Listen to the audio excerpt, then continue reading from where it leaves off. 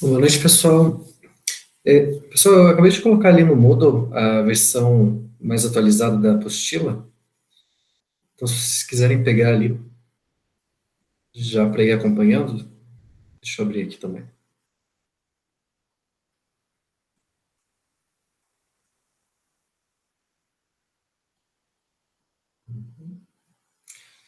Tá, vamos ver. A última coisa que a gente viu foi. Estava estudando campos conservativos, né?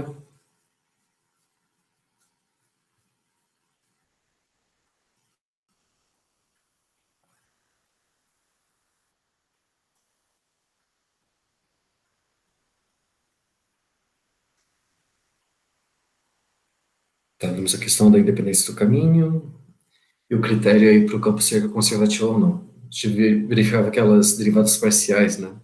Das funções componentes. Lembrando que isso daí só vai ali no plano. A gente pode deduzir também uma versão mais generalizada no RN, mas fica meio complicado, né? Porque a gente tem que comparar várias derivadas parciais diferentes. Inclusive, ali na última lista de exercícios tem um exercício aí para vocês fazerem isso, tá? Acho que para R3, se eu não me engano. Um critério aí para R3, para dizer se o campo é conservativo ou não. Bom, tá, aqui está o critériozinho que a gente fez. Era só uma consequência do teorema de Schwarz. E a gente viu alguns exemplos aí, né?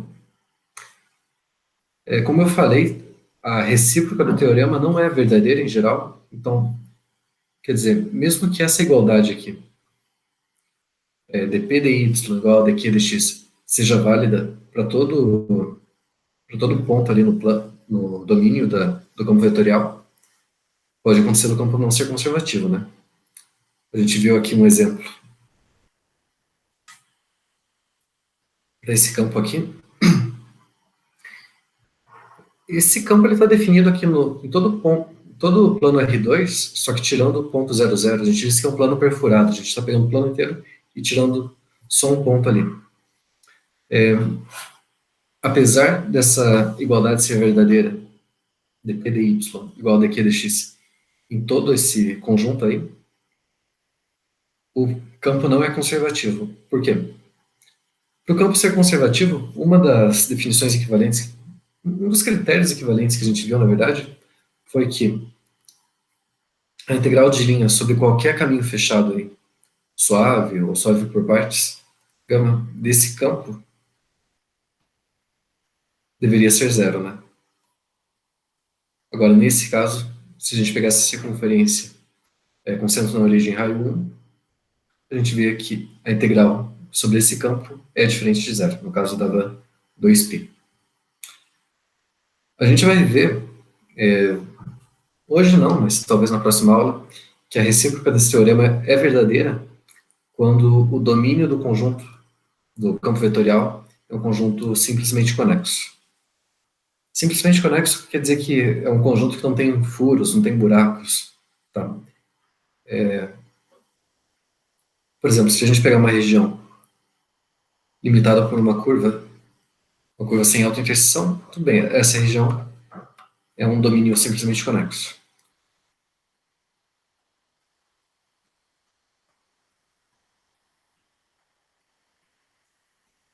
Agora, se a gente pegar uma região que tem um buraco, por exemplo, alguma coisa desse tipo,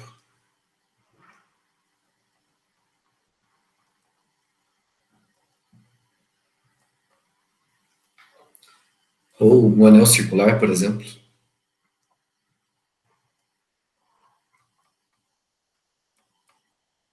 ou igual antes, era um plano perfurado, né? Então, um plano inteiro, só que tirando um dos pontos dele,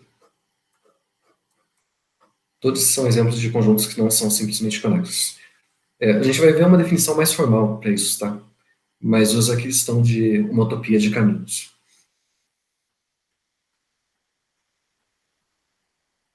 Bom, tá.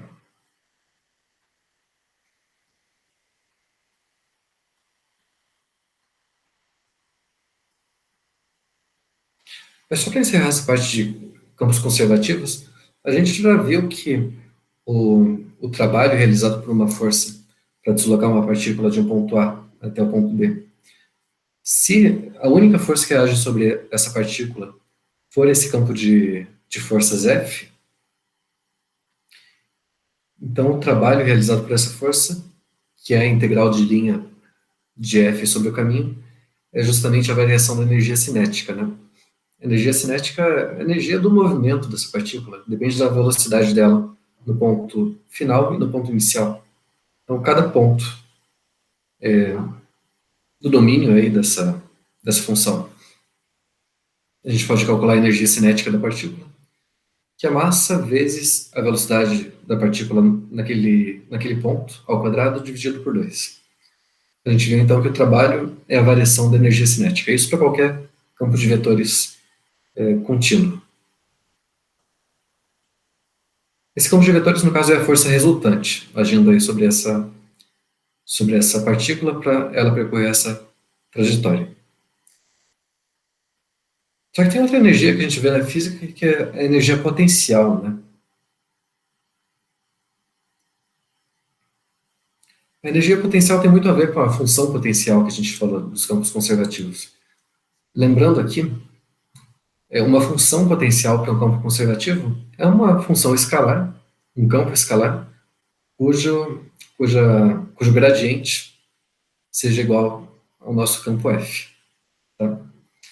Só que aqui, para manter a notação da física, que a física usa, a gente vai mudar a função F e vai chamar ela de P. A P com sinal invertido, na verdade. Tá? Então a gente vai chamar de energia potencial dessa partícula no ponto P, ali do domínio do campo. A gente está pensando aqui num campo no R3, tá? Tem mais sentido físico. Como sendo a função menos F. A F seria a nossa função potencial aí, do nosso campo conservativo. Bom, então lembrando aqui, a definição do trabalho realizado pela força ao longo desse caminho gama, por definição, é a integral de F sobre gama, né? A integral de linha. No caso do campo ser conservativo, ele é o gradiente de alguma função F.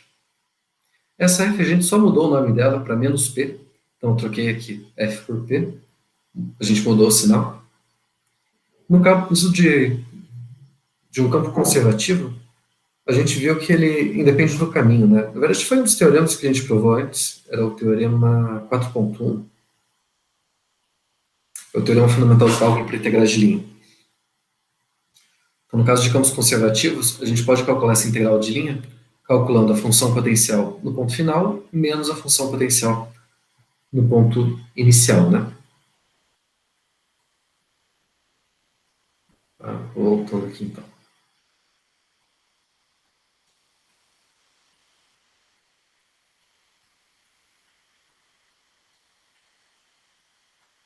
Uhum.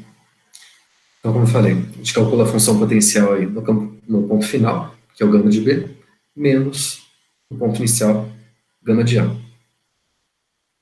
Bom, o gama de B, vou chamar de B e o gama de A vou chamar de A maiúsculo aqui.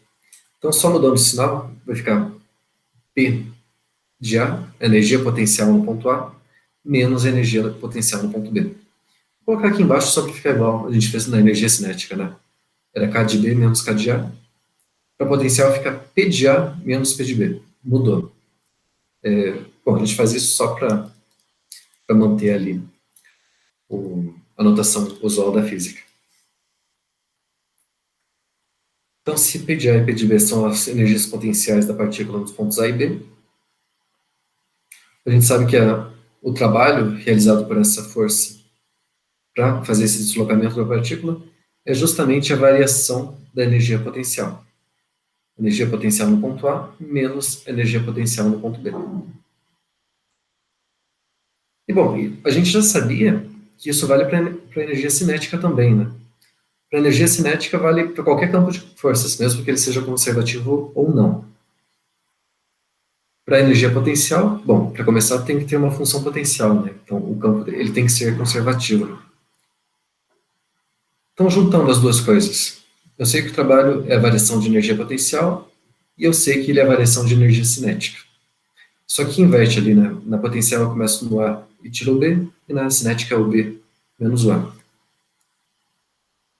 Então, juntando aqui a energia potencial de A com a energia cinética, vai ficar a mesma coisa que a energia potencial no ponto B, mais a energia cinética no ponto B. Quer dizer, essa soma aqui da energia potencial com a cinética em qualquer ponto do domínio do campo de vetores, ela vai ser constante. Essa a gente diz que é a energia total, ou energia mecânica total, no caso, da partícula, nesse domínio. Tá? Então, o que a gente está falando aqui é que quando o campo de força ele é conservativo, a energia total ela se mantém constante em qualquer ponto aí do nosso domínio. Tá? Essa é a que é conhecida como lei de conservação da energia. E por isso que a gente chama o campo de conservativo, né? Porque ele conserva a energia mecânica total em qualquer ponto.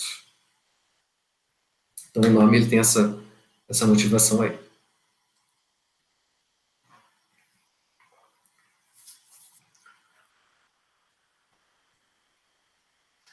Bom, pessoal, isso encerra essa primeira parte sobre campos vetoriais, integrais de linha, campos conservativos. A gente vai começar a estudar agora os teoremas principais aí da disciplina. São três teoremas principais que a gente vai ver. O teorema de Green, o teorema de Stokes e o teorema da divergência. Na verdade, eles três podem ser vistos como um único teorema, o teorema de Stokes, na versão mais geral, versão vetorial. Só que a gente vai começar vendo de forma separada, tá? Para ficar mais claro as aplicações, inclusive. A gente vai começar pelo teorema de Green, então. Esse teorema de Green ele é interessante porque ele dá uma relação para a gente entre integrais de linha e integrais duplas. Tá? Só lembrando aqui,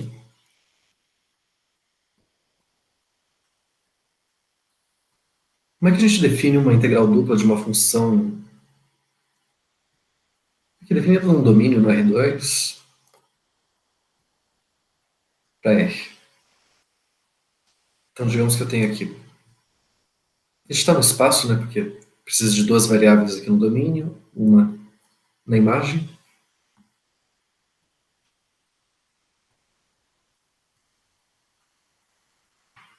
Então, digamos que aqui é a nossa região D, onde a gente está integrando, e aqui está o gráfico da função f.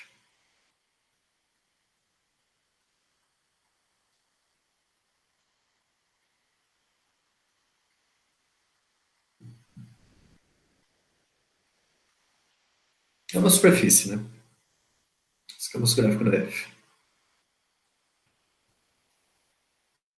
Supondo que essa região é suave e tal, a função é contínua, o que significa a gente calcular a integral dupla sobre essa região D da função f xy?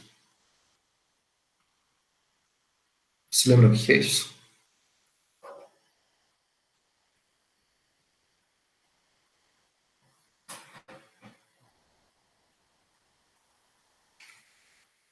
Olha, lembrando lá, no caso de uma variável, o que era a integral? Integral de uma função aí no intervalo AB.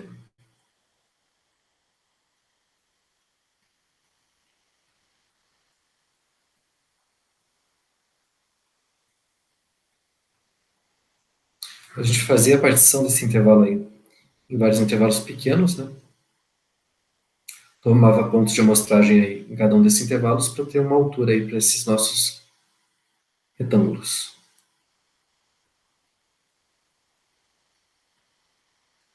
Isso que a gente diz que é uma soma de Riemann.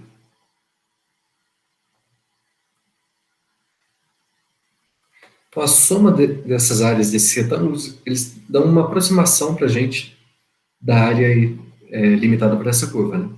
Pensando que a função é positiva e tal. Então, isso aqui seria...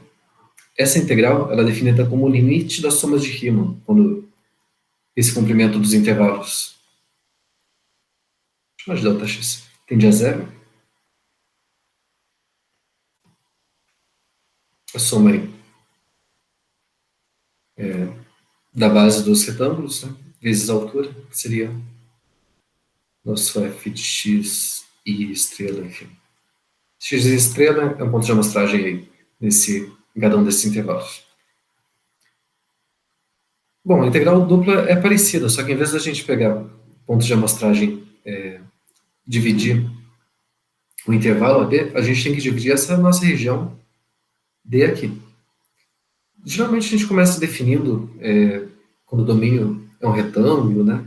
Mas enfim, a gente divide essa região em várias unidades menores, em quadrados, por exemplo, ou coisa do tipo. Cada uma, uma dessas regiões, a gente tem uma área. A gente vai pensar que essa área ela é constante, chamada de delta. Em cada ponto aqui, a gente pega um ponto de amostragem. E aí calcula a função nesse ponto aí. Então, a integral dupla dessa função f sobre a região D, ela é definida como sendo justamente o limite, quando essa variação de área tende a zero,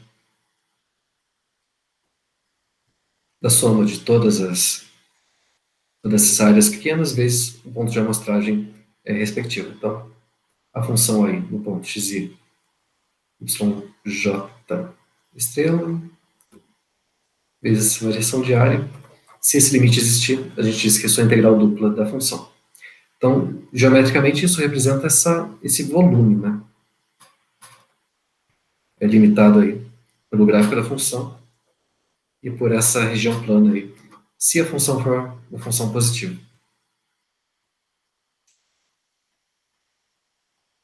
Então, a gente vai estudar o teorema de Green agora. Ele vai dar uma relação para a gente entre integrais duplas, integrais de coisas desse tipo aqui, e integrais de linha, tá? Então, em vez da gente calcular a integral dupla sobre a região, a gente vai calcular a integral de linha sobre a fronteira da região. Às vezes é mais fácil a gente calcular a integral de linha do que a integral dupla. E às vezes é o contrário. Às vezes fica mais fácil calcular a integral dupla do que a integral de linha. Então, dependendo da função que a gente está integrando. Beleza?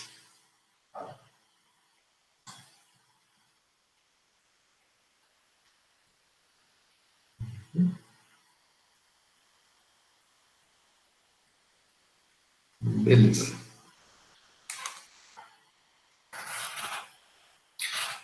Bom, pessoal, o teorema de Green ele tem várias versões. A gente vai começar enunciando a versão mais simples dele primeiro, que é a versão onde a região que a gente vai integrar é uma região simples, quer dizer, uma região limitada por uma curva suave, sem autointerseção. Depois a gente vai ver algumas versões mais estendidas, tá? Definidas em regiões mais gerais. Então, só algumas definições antes.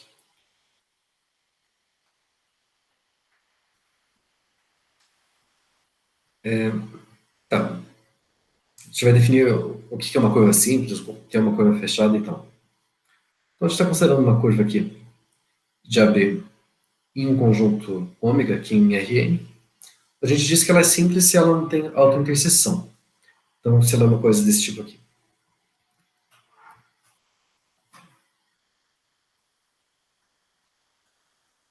A gente começa num ponto A e vai terminar no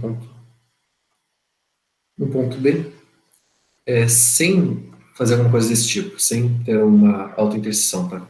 Então, a gente pode dizer que é uma curva do tipo gama de A, B em ômega, tal que gama de S é diferente de gama de T.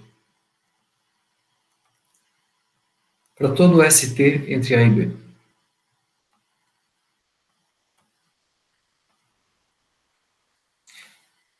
O único lugar onde a gente admite que pode ter interseção é nas extremidades, tá? Nesse caso, quando o gama de A é igual ao gama de B,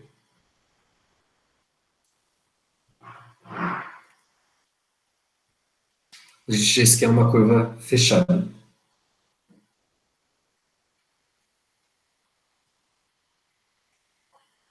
E se for diferente, é uma curva que não é fechada. Então, a gente tem vários exemplos aí.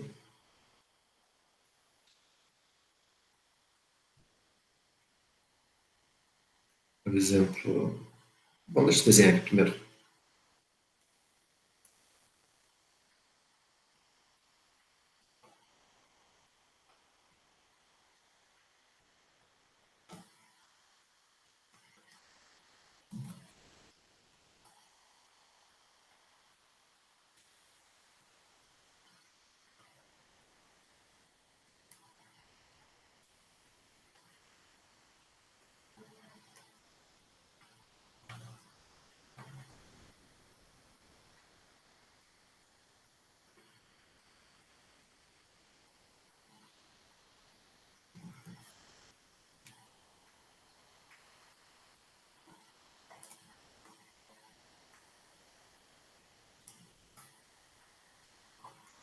Então, essa primeira é um exemplo de uma curva simples, porque não tem autointerseção, e não fechada, porque o ponto final e inicial dela não coincidem.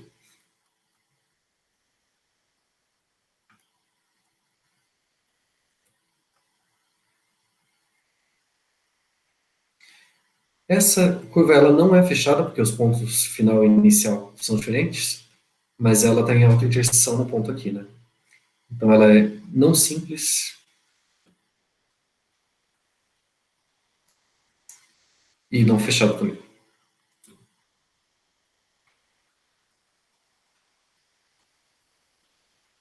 Essa aqui é uma curva fechada e simples.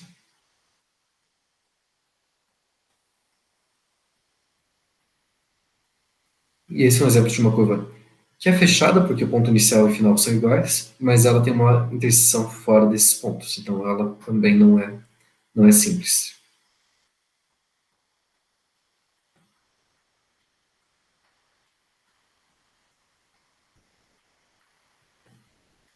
A gente está interessado em calcular a integrais de linha sobre regiões limitadas por curvas desse tipo aqui, tá? Fechadas e simples. E tem mais um detalhe também, a gente está preocupado na orientação da curva. Porque ou ela vai estar orientada aqui no sentido anti-horário, que a gente vai considerar como sentido positivo, ou no sentido horário, que é o sentido negativo. Isso daí vai mudar o sinal da integral, tá? Então tem que tomar cuidado com a orientação da curva também. Então, no caso de ter uma curva no plano fechada e simples, a gente vai considerar a orientação dela positiva se ela estiver orientada no sentido anti-horário. Isso significa que, para cada ponto aqui dessa trajetória da curva, se a gente imaginar que tem uma pessoa aqui nesse ponto, a região limitada pela curva está sempre à esquerda dela, tá? Está sempre do lado esquerdo aqui. Ela está andando aqui, mantendo essa região limitada sempre à esquerda dela. Essa é uma curva orientada positivamente.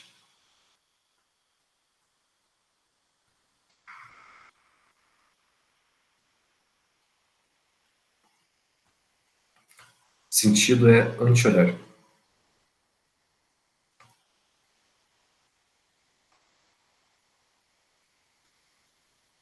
E negativamente o contrário, né?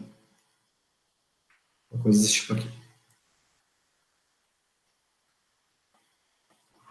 Então, se a gente pensar numa pessoa caminhando aí nessa trajetória, a, a região limitada pela curva vai ficar sempre à direita dessa pessoa.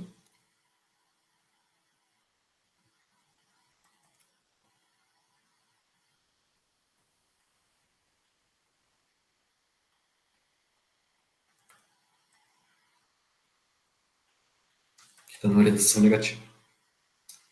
Beleza?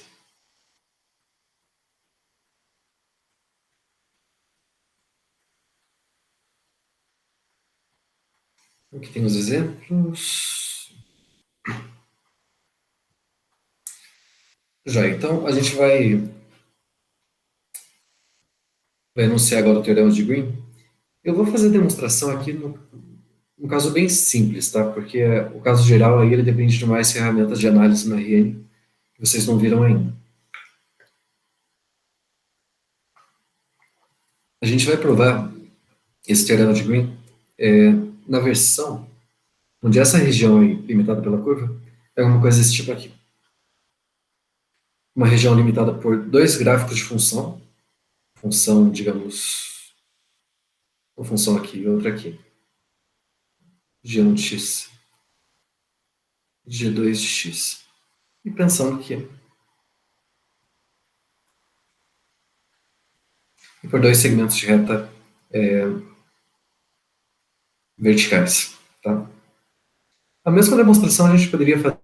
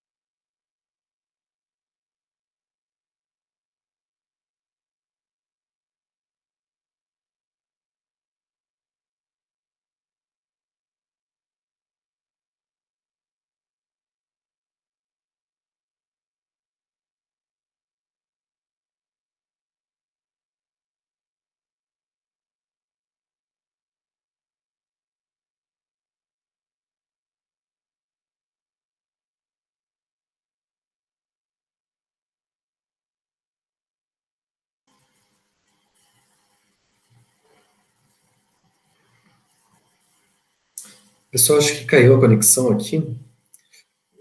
Voltar então. Deixa eu colocar de novo para apresentar.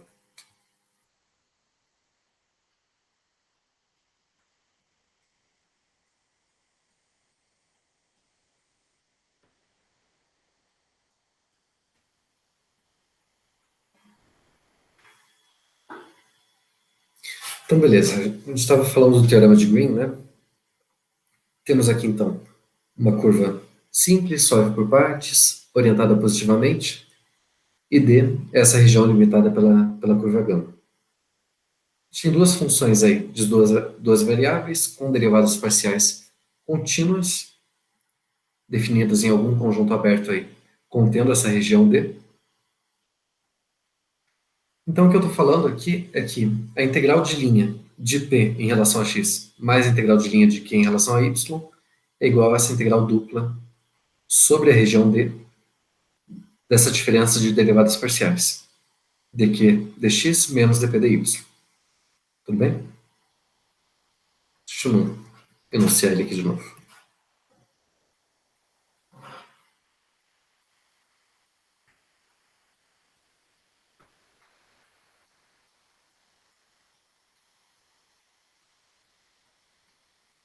Essa é a nossa versão inicial, né? Vou chamar de a versão mais simples.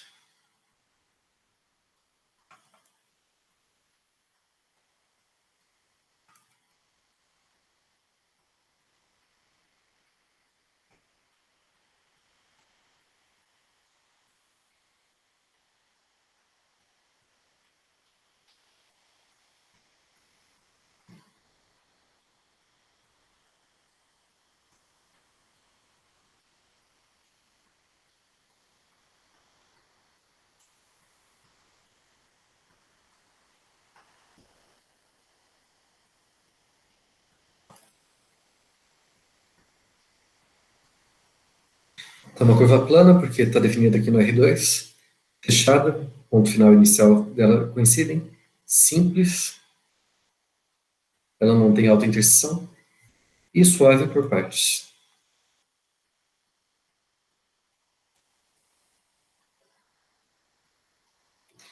Lembrando, a curva ela é suave se ela é diferenciável e tem derivada contínua. Quando eu falo suave por partes, eu quero dizer que eu consigo decompor a curva aqui em várias trajetórias, onde em cada uma dessas trajetórias, ela é suave. Tá? Então, se a gente pensar como gráfico de função, talvez uma curva desse tipo não seja suave, né? Porque tem um ponto aqui onde ela não é diferenciável. Mas eu posso pensar nessa curva como uma soma, uma concatenação de outras duas curvas, onde cada uma delas é suave aí no domínio delas. É esse tipo de curva que a gente está trabalhando.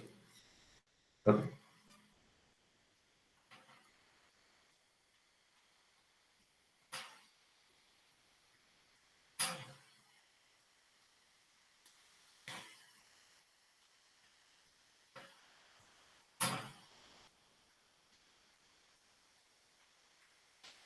Tá, aqui a gente tem orientado positivamente, né?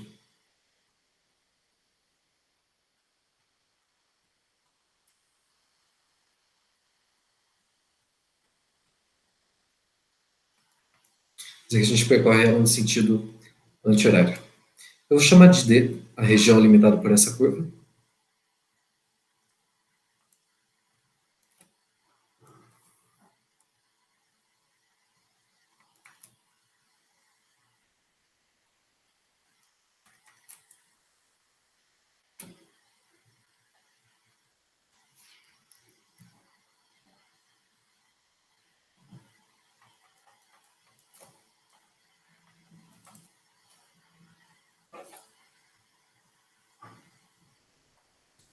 Então, por enquanto, o que a gente tem é isso daqui. Temos essa curva gama, fechada, suave,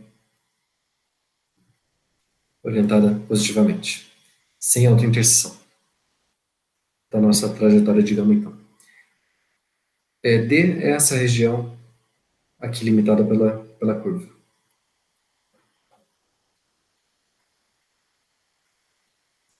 Tá, e daí? Bom, agora a gente vai definir o nosso campo vetorial. Na verdade, a gente vai definir duas funções aí, numa região aberta, contendo essa região D.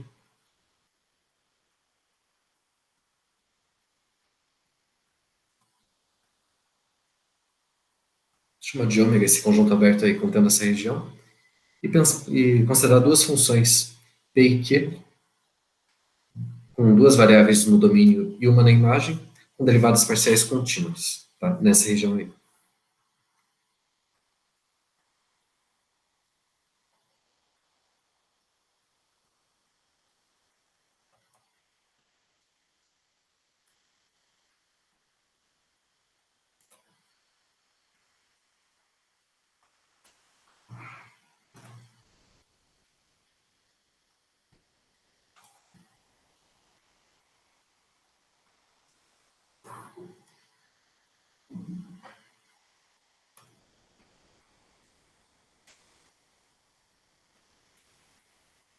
Esse ômega aqui, então, é um conjunto aberto contendo essa região D.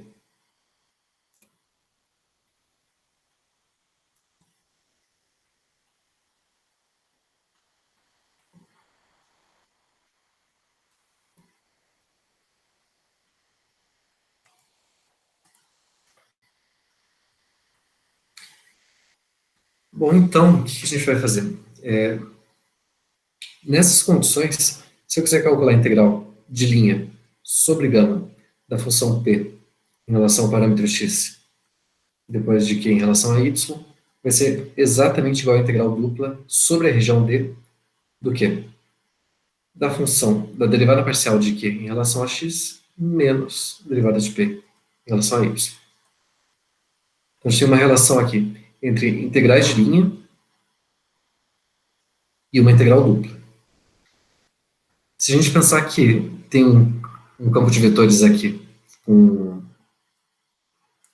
funções coordenadas p e q, eu posso dizer que isso aqui é a integral de linha desse campo de vetores, integrando em relação a r, né? O vetor posição, vai ficar a integral dupla aí dessas derivadas parciais. Beleza?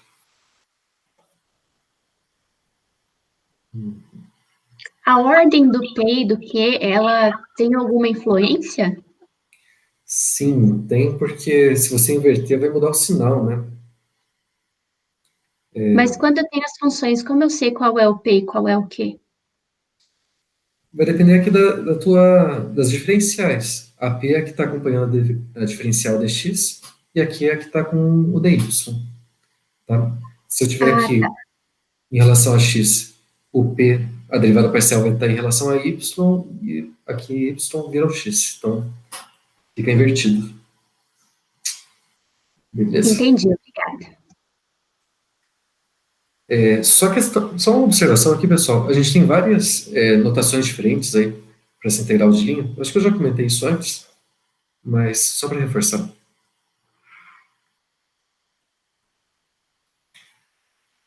Então, se a gente pensar aí que esse campo de vetores, digamos, o campo de vetores f de x, y tem funções coordenadas p de x, y e q de x, y.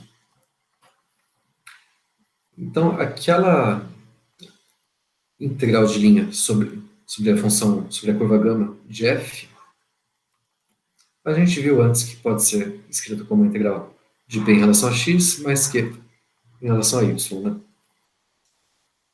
Dependendo do livro, do artigo que vocês lerem, ele pode usar essa notação também. Integral de linha. Aí ele coloca um círculo aqui para lembrar que a gente está integrando sobre um caminho fechado. Tá?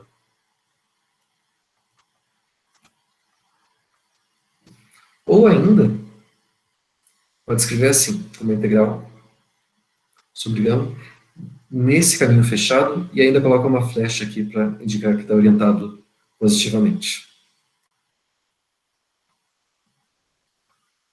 É só questão de notação. Tem várias notações diferentes aí para a mesma coisa.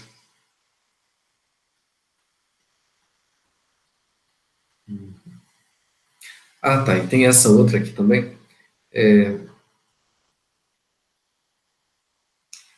A gente escreve assim, é a integral sobre a fronteira da região D. Essa notação de derivada parcial não é derivada parcial, que no caso indica a fronteira, tá? A fronteira do conjunto.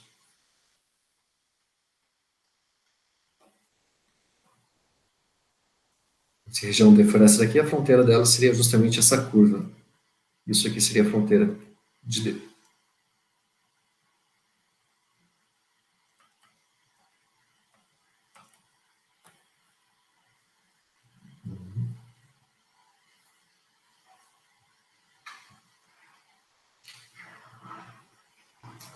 Bom, a gente vai demonstrar esse teorema de Green aí. Ele já está na versão mais simples e a gente vai fazer uma demonstração no caso simples também, que é o caso onde essa região D é uma região limitada por gráficos de funções. Então, porque a versão geral a gente precisa de resultados de análise que vocês não viram. Tem no livro do Elon esse livro aqui do curso de análise, mas é análise no RN e tá lá pelo último capítulo, então ele depende de vários outros resultados anteriores, tá? Se der tempo, de repente no final da disciplina a gente pode tentar fazer essa demonstração aí. Na verdade é só o caso particular do teorema de Stokes. Bom, mas vamos lá. Então vamos demonstrar esse teorema aí.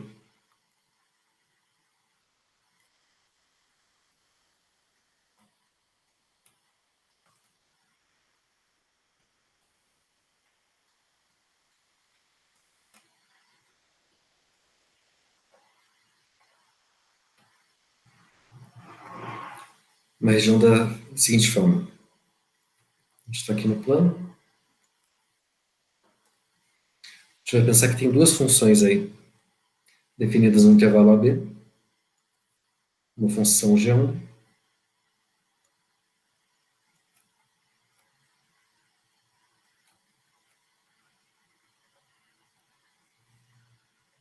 e uma função G2.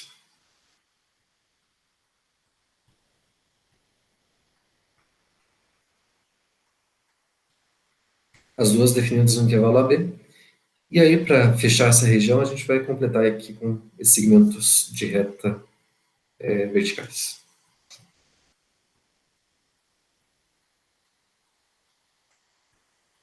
Bem, então, essa aqui é a região que a gente vai integrar.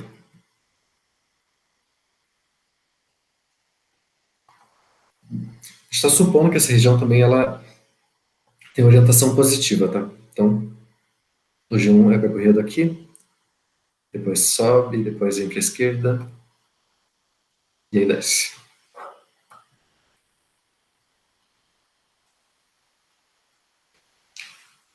Ah, esse tipo de região ele facilita a gente na hora de calcular as integrais duplas, tá? Porque daí a gente pode usar o teorema de Fubini. Se vocês se lembrarem lá de cálculo de várias variáveis, o teorema de Fubini ele dá uma relação também. Uma forma da gente calcular integrais duplas, em vez de ficar calculando limites, somas de Riemann toda hora, a gente calcula integrais de uma variável, né? De forma repetida. Então a gente transforma uma integral dupla sobre uma região D em duas integrais simples. Então a gente integra a função f aqui. Primeiro em relação a x, de alguma coisa até outra, depois em relação a y, de outra coisa até outra, para percorrer toda essa região D aqui. A ordem de integração aqui geralmente não importa sob certas condições, se a função aqui for contínua e não sei o quê. Tem as condições aí para a gente poder aplicar o teorema de Fubini, tá? Bom, então a gente vai. Deixa eu pegar isso. A gente vai aplicar o teorema de Fubini aí para calcular essa integral dupla.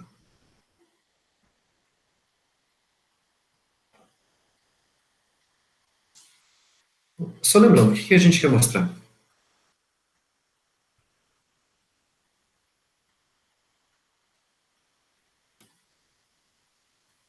A gente quer mostrar que a integral dupla aí sobre essa região D da função dq dx menos dp dy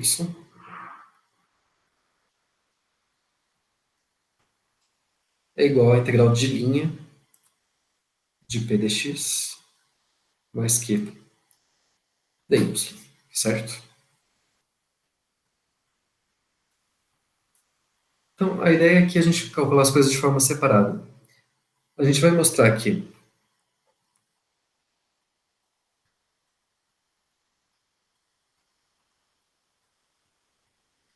essa integral dupla aqui da função derivada parcial de p em relação a y, com sinal menos, é justamente essa integral de linha aqui, de p em relação a x. Então, e a mesma coisa para aqui.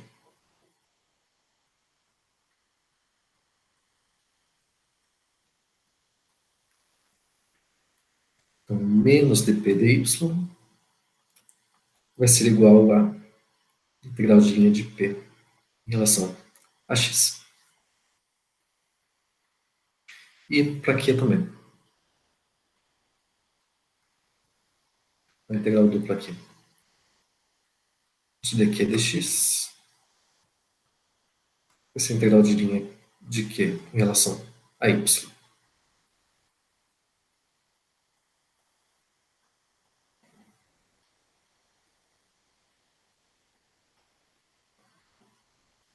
Claro que se a gente fizer as duas coisas, somando, né, as duas equações, a gente tem o resultado final ali.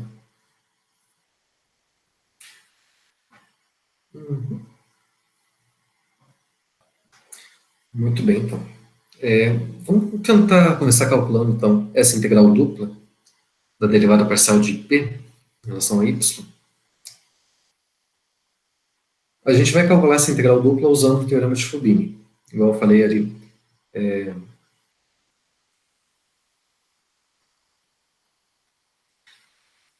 A gente precisa percorrer toda essa região D de uma forma adequada, né? Então eu posso pensar o seguinte: para eu percorrer essa região D, eu tenho que variar o meu x de A até B,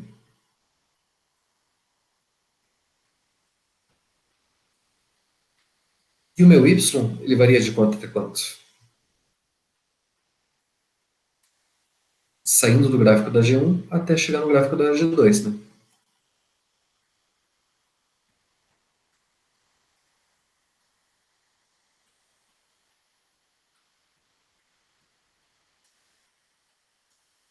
Então aqui vai ficar fácil a gente calcular a integral dupla, usando o teorema de Fubini. Porque eu sei como eu faço para percorrer aqui na horizontal e na vertical para percorrer todos os pontos desse domínio aí da função. Então vamos lá. Tentar calcular essa integral dupla dp de dp dy.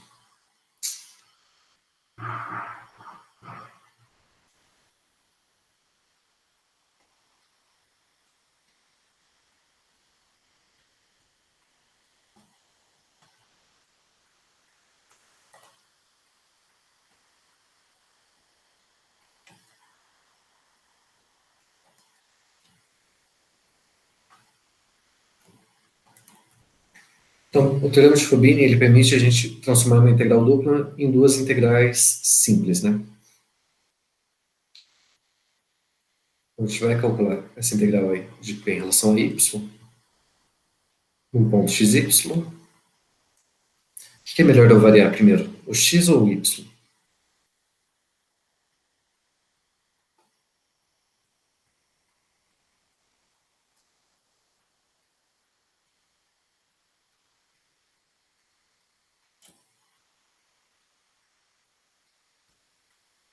Olha, se eu começar variando o x, aí eu vou ter a integral aqui de a até b em relação a x, e depois o y variando entre g1 de x e g2 de x.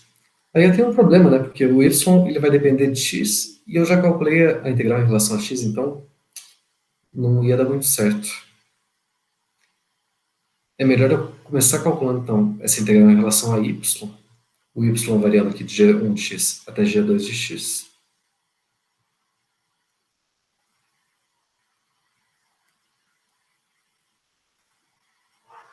e depois o x variando de a até b.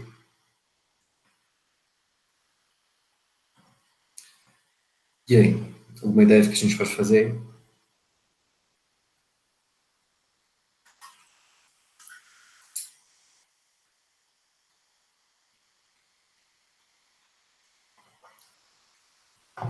Olha, pessoal, tem uma função e estou integrando em relação a y, mas estou integrando a derivada da função, né, em relação a y. Então, eu posso aplicar o teorema fundamental do cálculo aqui. Essa integral aqui da derivada vai ser justamente a função aplicada no ponto final menos no ponto inicial, né? Então, isso aqui vai ficar assim. Integral de até b. Então, essa função aqui, função p aplicada no ponto final.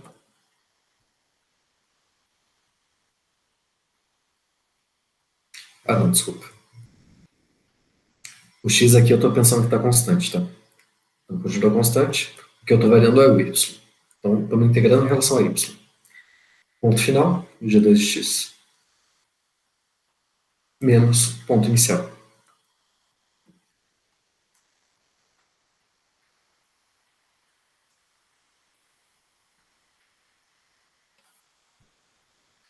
Bom, beleza, vamos parar por aí por enquanto. Então, essa integral dupla vai ficar essa coisa aí.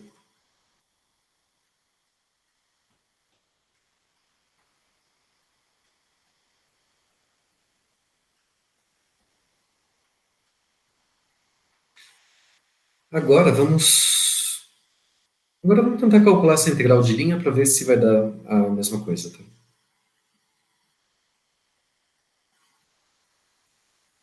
Ele precisa calcular a integral aí de linha sobre gama da função p no parâmetro x. Só lembrando, a definição aí de integrar essa função p em relação a x seria a integral de a até b da função p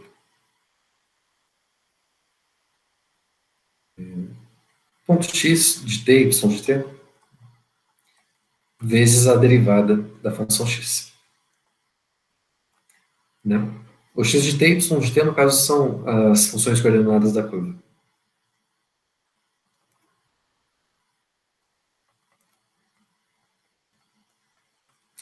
Então, vamos pensar aqui no nosso caso, o que a gente tem?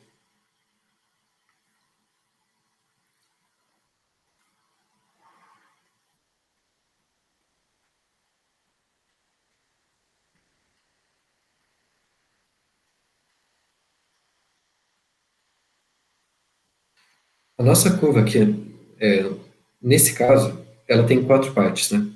O gráfico da função g1, uma reta vertical, uma reta da o gráfico da função g2 e outra reta vertical aqui.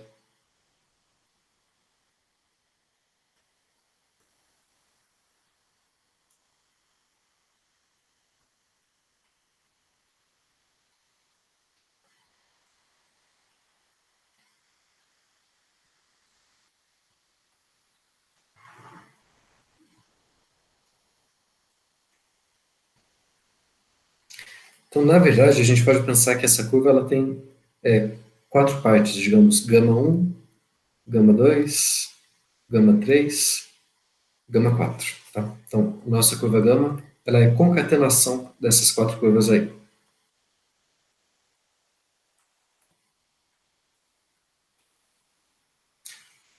Qual que seria a equação da nossa curva gama 1?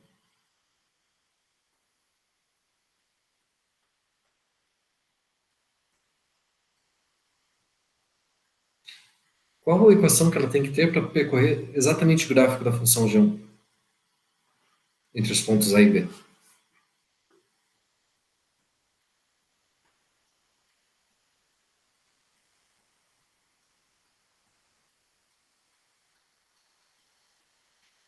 Alguma ideia aí?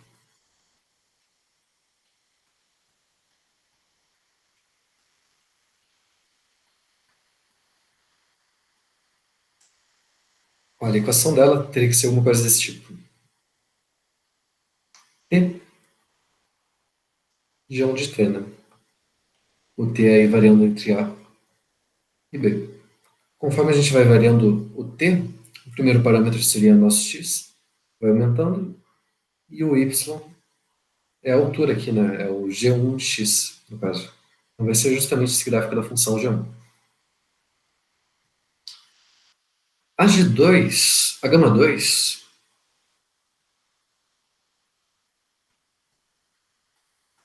vai ser o quê?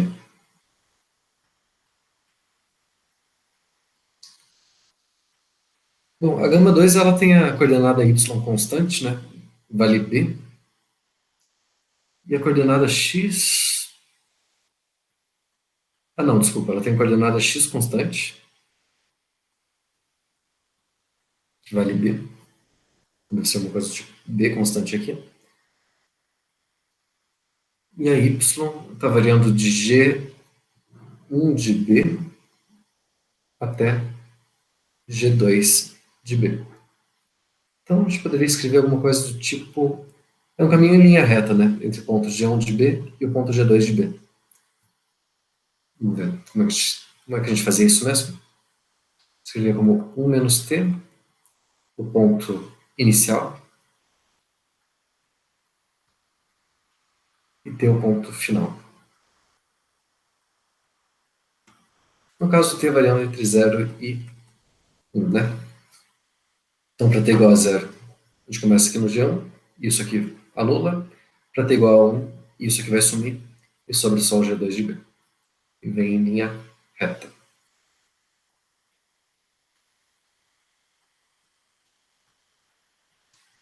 Agora o gama 3.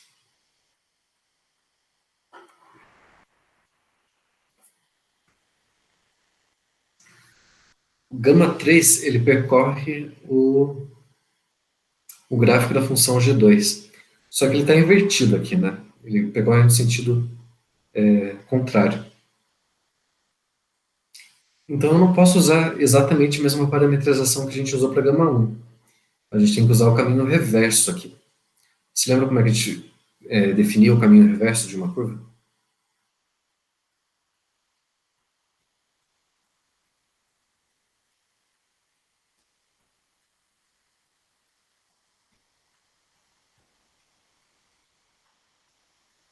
Olha, vai ficar alguma coisa assim. No lugar do T, vamos colocar o B mais A.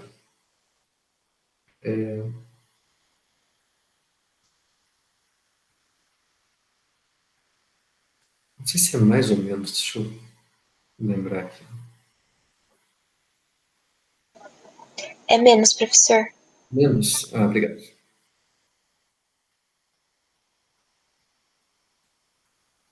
Então, B mais A menos T. Seria o caminho aplicado nesse ponto, né? Nosso caminho seria o gráfico da função g, da função g2. Então, g2 de b mais a menos t. Vamos ver se bate aqui. Então, quando a gente começa no ponto A, a gente vai ter o ponto B aqui, g2 de b. Beleza, é o nosso ponto inicial. Aí, quando a gente chega em B, t valendo b, sobra o A. Né? Então, a gente começou nesse ponto aqui e vai terminar nesse ponto aqui. Então, é isso mesmo. T aqui variando entre A e B. E por último, para completar esse ciclo aqui, o gama 4 vai ficar a mesma coisa do gama 2, né? Só trocando o ponto final e inicial. Aqui, nesse caso, o x é constante e vale A. Então, fica uma coisa assim. A é um caminho em linha reta, de novo, né? Então, 1 menos t. Ponto inicial. Esse ponto aqui, então, é o G2 de A. E o ponto final é o G1 de A.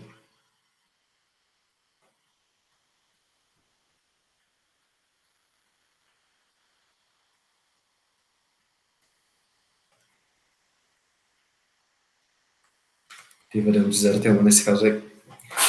Bom, então a gente já tem as equações aí da curva e é só aplicar a definição, né? E ver que a coisa vai dar certo. Bom, vamos lá. Então,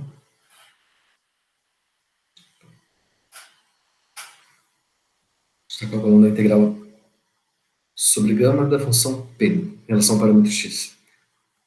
Bom, isso aqui vai ser a soma das integrais. Gama 2, gama 3,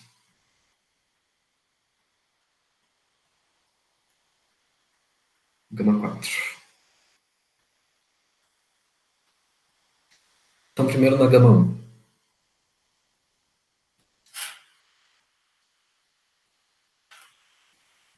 Tá. A curva gama 1, ela está variando de, vou ver aqui, vai de A até B.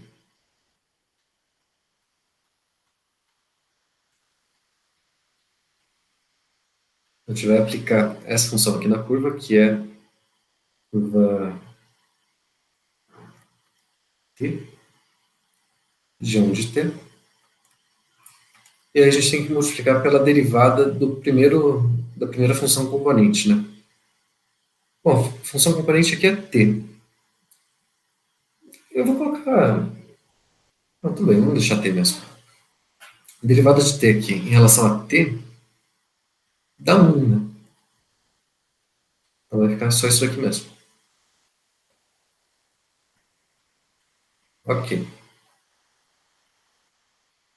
Agora a curva gama 2.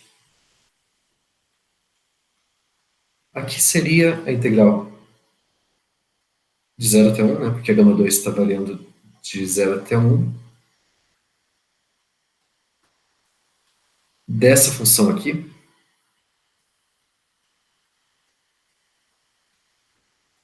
da função p aplicada nessa função.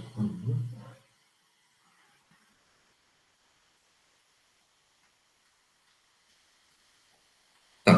Olha, aqui a gente não precisa nem perder tempo. Pelo seguinte, a primeira coordenada aqui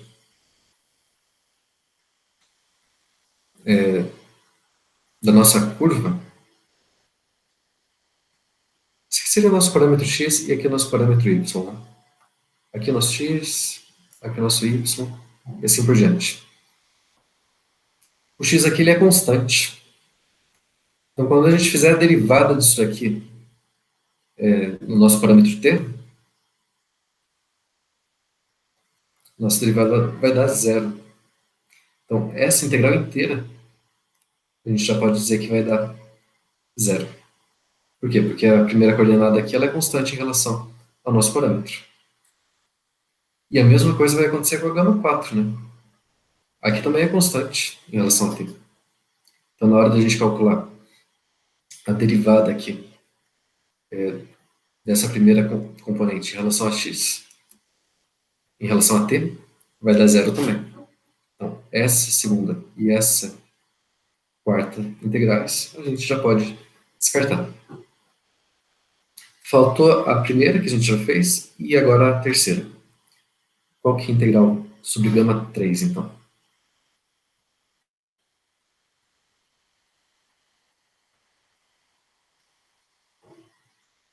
A segunda deu zero, a terceira, de novo, né? Está variando de A até B. A curva aí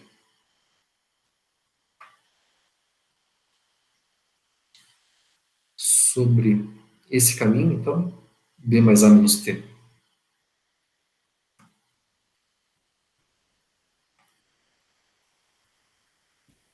G2 de B mais A menos T.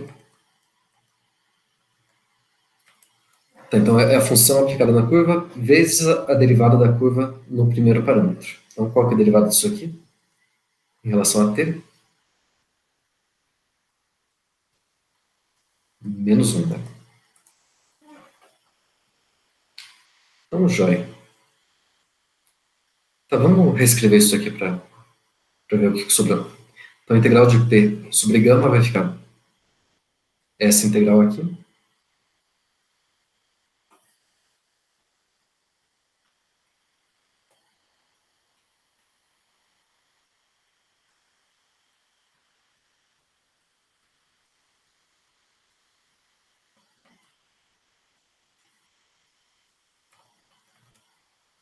mais essa outra. Na verdade, vai ficar menos, né? Porque tem um sinal menos aqui.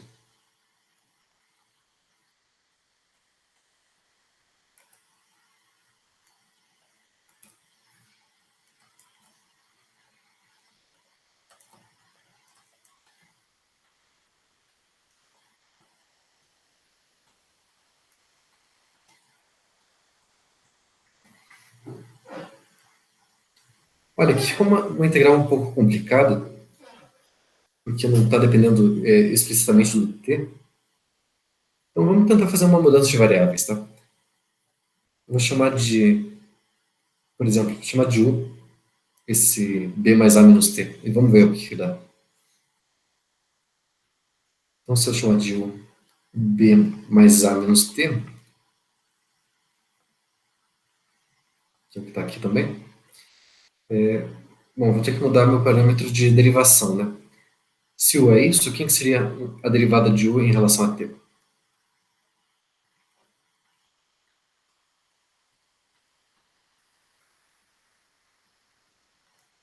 Vai ficar menos 1, né? O t está variando entre a e b. Então, quando o t vale a, o u vale a menos a, sobra só o b. E quando o t vale b, o u vale sobe o b, sobra o a. Então a gente pode reescrever essa integral aqui assim. Então a primeira integral aqui de a até b, e de t de 1 de t, dt, menos a integral. Era de a até b, vai ficar de b até a.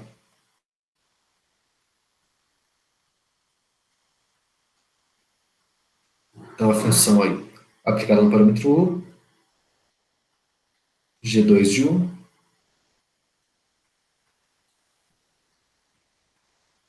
e o dt aqui, ele vai ficar menos du.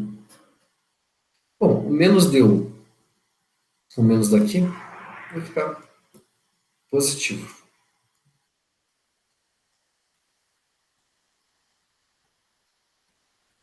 Pessoal, esse t que aparece aqui é só a letra que a gente está fazendo a integração, tá? E o u também, é só uma letra, um símbolo, onde a gente está fazendo a integração. Eu posso trocar isso aqui por x, para ficar igual estava lá em cima. É só o nome, não altera nada. Mas antes, para ficar igual lá em cima também, eu vou inverter a ordem de integração aqui, em vez de fazer de b até a, fazer de a até b, tá? Quando a gente faz essa mudança, tem que mudar o sinal da integral. Então vai ficar assim, integral de A até B de P. Eu vou trocar o nome das letras já, para ficar igual lá em cima. X, de 1 de x, dx, e aqui, integral de A até B. Opa, tem que mudar o sinal.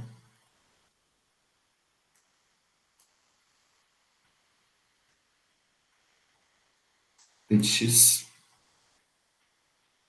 g2 de x, dx. Então, essa é a nossa integral de linha de P em relação a x.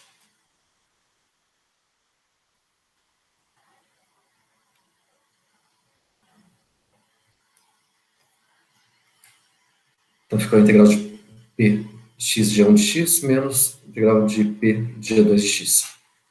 Vamos ver o que a gente tinha antes, na integral dupla.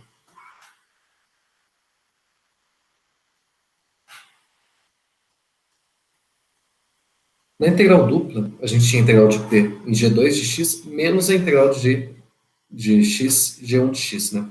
Então, na verdade, está só com o sinal trocado. Se eu colocar um menos aqui, então, vai ficar menos a integral de P de g2, P de x, g2 de x, mais a integral de x, g1 de x, que é justamente o que a gente teve ali na integral de linha, né? Então, a gente mostrou que a integral de linha de P em relação ao parâmetro x dá justamente menos a integral dupla dessa derivada parcial de P em relação a y. Era o que a gente queria, né? Então, fazendo a mesma coisa aí, com as mesmas ideias, a gente mostra essa segunda igualdade, tá? Eu não vou fazer aqui porque, enfim, é a mesma coisa. Vocês podem fazer aí como exercício.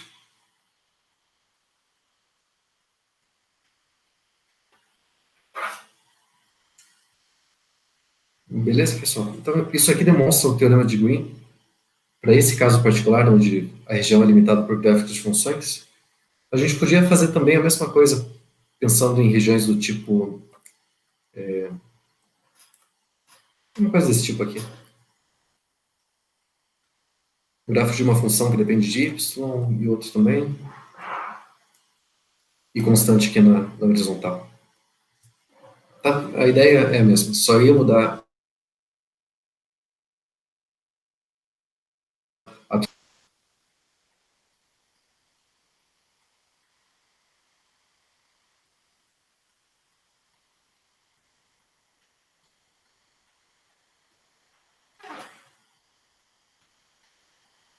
Beleza.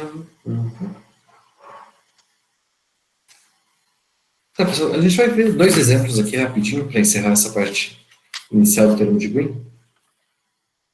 Na próxima aula a gente vai provar uma versão mais geral, tá?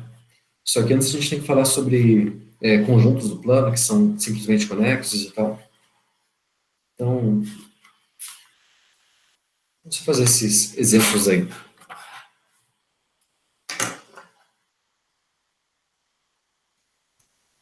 Tá, o primeiro exemplo é esse daqui. A gente vai calcular a integral de linha dessa função x ao quadrado dx mais xy dy. Gama esse triângulo com vértices nos pontos 0, 0, 1, 0 e 0, 1.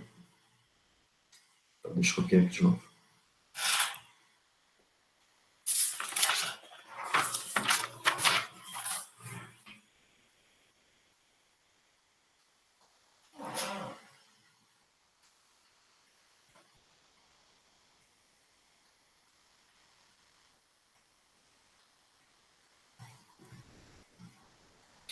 Tá, só para relembrar aqui, o teorema de Green. A gente viu que a integral dupla, então, sobre uma região D da função dq dx menos dp dy igual a integral de linha de p dx mais q dy.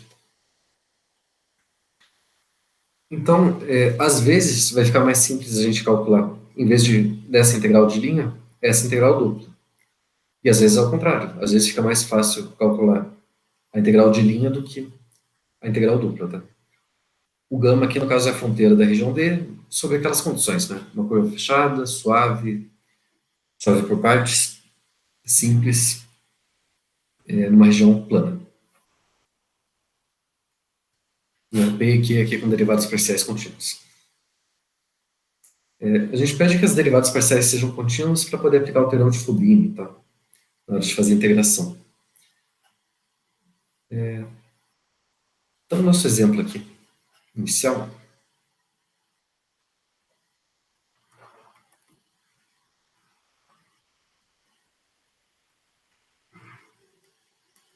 deixa eu calcular essa integral de linha aqui. X na quarta,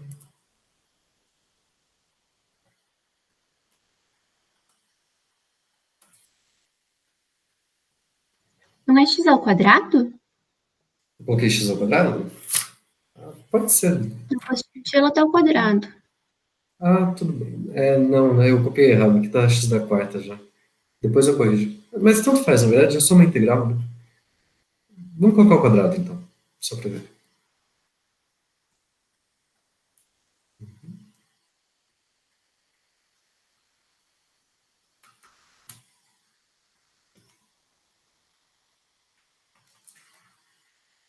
Vértices os pontos 0, 0.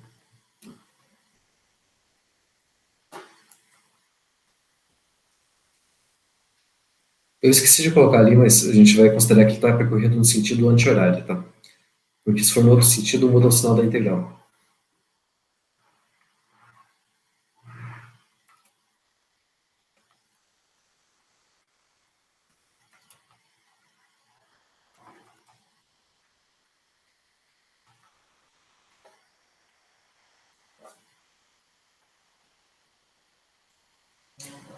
Então, essa região aí que a gente vai calcular a integral. A gente tem esses três pontos, 0, 0, 1, 0 e 0, 1. Então, forma um triângulo aqui, né?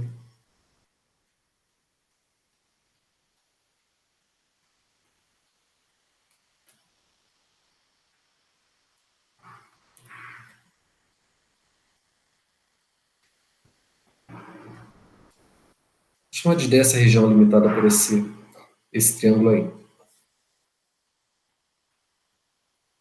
Bom, então nossa função P aqui seria essa função onde tem a diferencial dx. Então essa aqui seria a nossa função P de xy e a nossa função Q é essa daqui, que é de xy. Tá? Bom, são polinômios, né? Então são funções que a gente pode diferenciar infinitas vezes, estão definidas em todo R2, então não tem nenhum problema aí para a gente aplicar o teorema de Green. Então, pelo teorema de Green,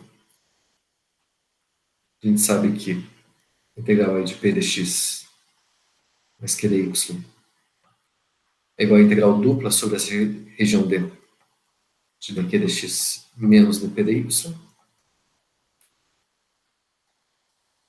certo? A gente vai calcular a integral dupla do Q. Derivada parcial de Q em relação a x.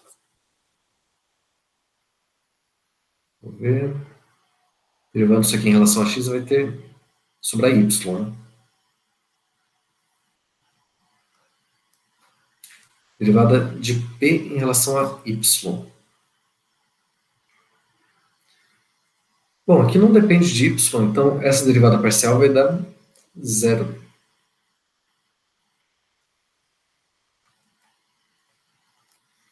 Então tem uma função bem simples aí para a gente calcular a integral dupla, função y, sobre essa região aí. Como é que a gente faz para calcular essa integral dupla agora?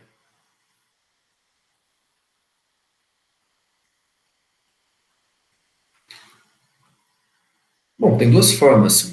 Eu posso pensar tanto que eu estou variando o x de 0 até 1 e o y de 0 até chegar nessa reta aqui. Ou ao contrário, eu posso pensar que eu estou variando o y de 0 até 1 e o x de 0 até chegar nessa reta. Tanto faz, provavelmente vai dar o mesmo trabalho aí. Primeiro, qual que é a equação dessa reta?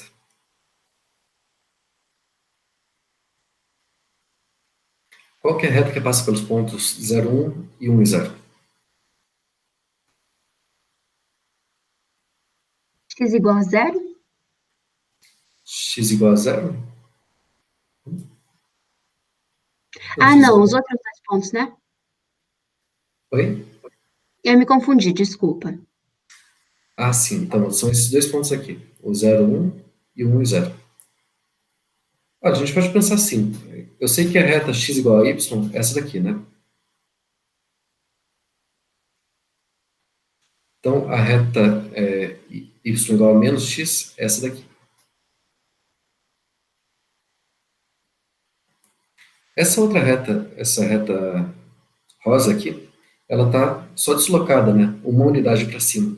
Então, provavelmente, a equação dela deve ser alguma coisa do tipo y igual a menos x mais 1. Vamos ver se bate aqui. Para x igual a 1, peraí aqui, menos 1 dá zero, tá certo? Para x igual a 0, 0 mais 1, y dá 1, tá certo. Então, realmente, ela passa por esses dois pontos aqui. Então, essa é a nossa equação da reta. Então, pelo teorema de Fubini, essa integral dupla aqui, ela fica no seguinte. A gente vai integrar a função y. Então, vamos começar variando o y, tá? O y ele varia de 0 até chegar na reta. Então, varia de 0 até chegar na reta 1 menos x.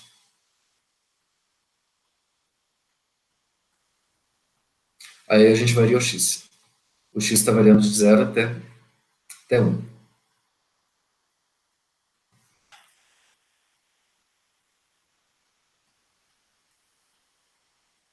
Agora é só fazer conta, né, pessoal? Integrar isso aqui em relação a y, então fica y quadrado sobre 2.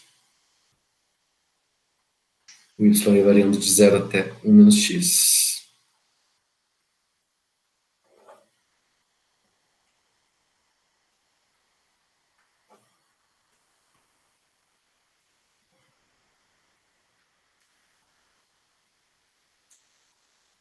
Então vai ficar 1 menos x ao quadrado sobre 2.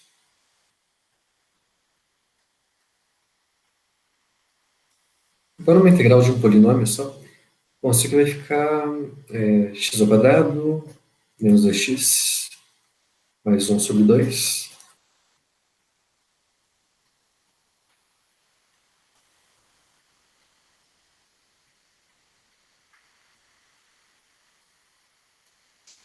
Esse é um meio constante, dá para deixar ele em evidência.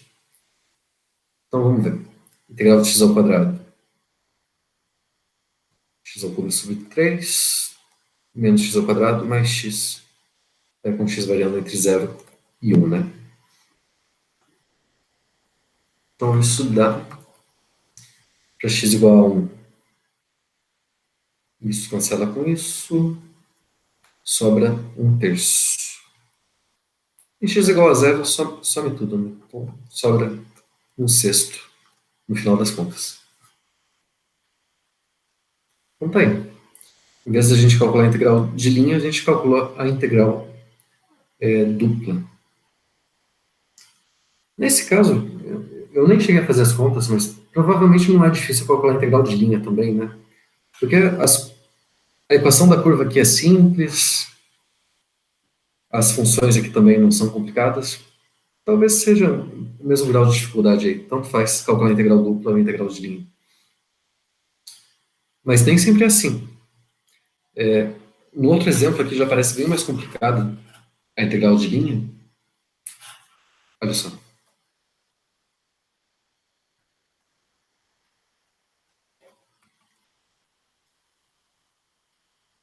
calcular essa integral de linha aqui. De 3y menos z elevado a seno de x mais 7x.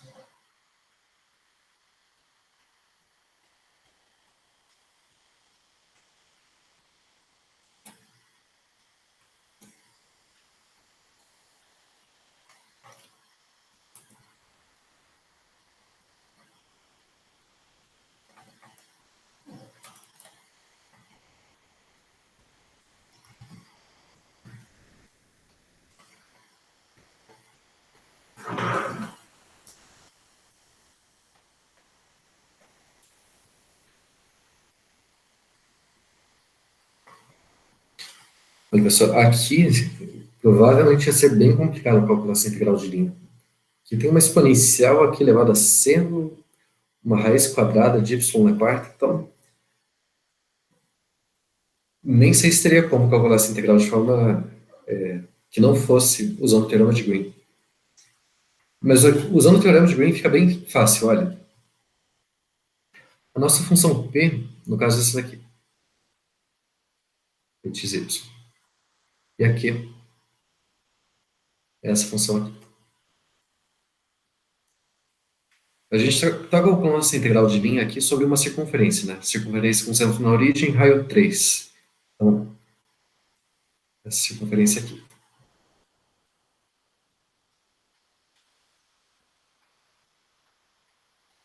De novo, eu esqueci de falar, mas a gente está percorrendo ela no sentido anti-horário, sentido positivo. Então, aqui está a nossa curva, que a gente vai considerar D, essa região aqui, dentro da curva. A gente vai calcular a integral dupla sobre essa região D. É um círculo, né? Então, provavelmente, teria que usar coordenadas polares para calcular essa integral dupla. Mas vamos ver, eu acho que não vai precisar.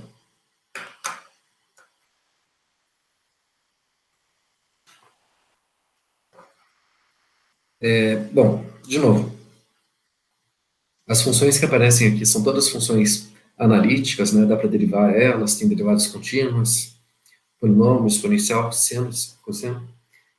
Então não tem nenhum problema na aplicação do teorema de Green aí. A gente pode usar ele. Lembrando, então, ele diz que a integral de p dx mais q dy é igual à integral dupla de dq dx menos dp dy. Então, no nosso caso aí, a gente vai calcular essa integral dupla sobre a circunferência, sobre o círculo.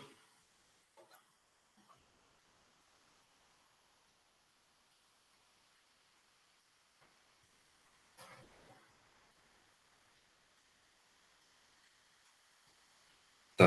Derivada de Q em relação a x. Olha, derivar em relação a x aqui vai sobrar uma constante, né? 7. Depois derivar a p em relação a y vai dar 3. Então vai ficar uma coisa bem mais simples. Então aqui vai ficar 7. Aqui vai ficar 3. Então, na verdade, o que a gente está integrando aí é uma constante, né? A constante 4.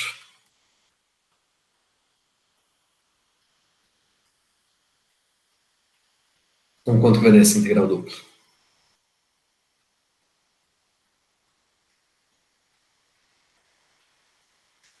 A gente está calculando a integral dupla aí sobre essa circunferência de raio 3 da função constante igual a 4. Então, na verdade, o que a gente está calculando é o volume desse cilindro, né? O cilindro com altura 4, raio da base 3. Qual que é esse volume? A área da base vezes a altura, né? Então, a área da base aqui, 3 ao quadrado vezes π, altura 4, 36π. Então ficou bem mais simples, usando realmente a integral dupla do que seria calcular as integrais de linha.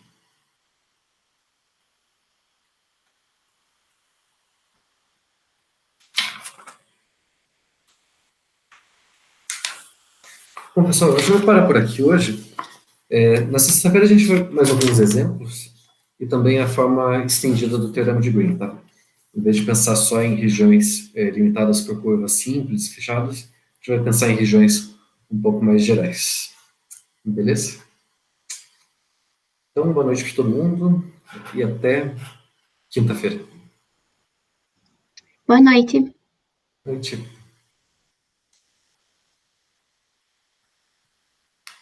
Boa noite, professor. Até. Boa noite, Regina. Até mais.